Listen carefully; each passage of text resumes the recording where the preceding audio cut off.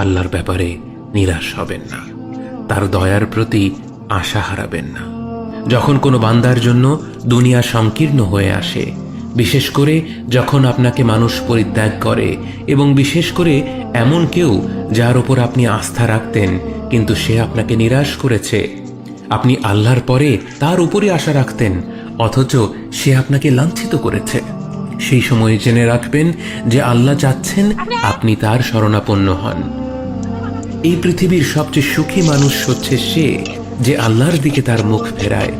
এই পৃথিবীর সবচেয়ে সুখী মানুষ সে যে আল্লাহর কাছে তার হৃদয় সমর্পণ করে।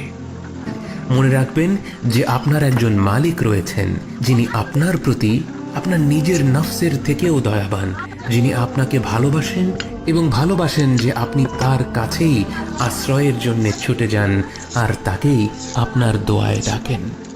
জেনে রাখবেন যে একমাত্র আল্লাহর প্রতি দৃঢ় বিশ্বাসী আপনার জীবনের সংকীর্ণতা দূর করে প্রাচুর্য এনে দিতে পারে, অন্ধকার দূর করে আবার আলোকিত করে দিতে পারে। আপনি জেনে রাখবেন যে আল্লাহ আপনার প্রতি আপনার নিজের থেকেও বেশি দয়াবান। একমাত্র এই বিশ্বাসটাই আপনার সকল দুশ্চিন্তা ও বিষণ্ণতা মুছে দেবে। কে আছে এমন যে আল্লাহর দরজায় দাঁড়িয়েছে কিন্তু আল্লাহ তাকে তাড়িয়ে দিয়েছে? তিনি তো সব চাইতে উদার, মহা দয়ালু, মায়ার সাগর।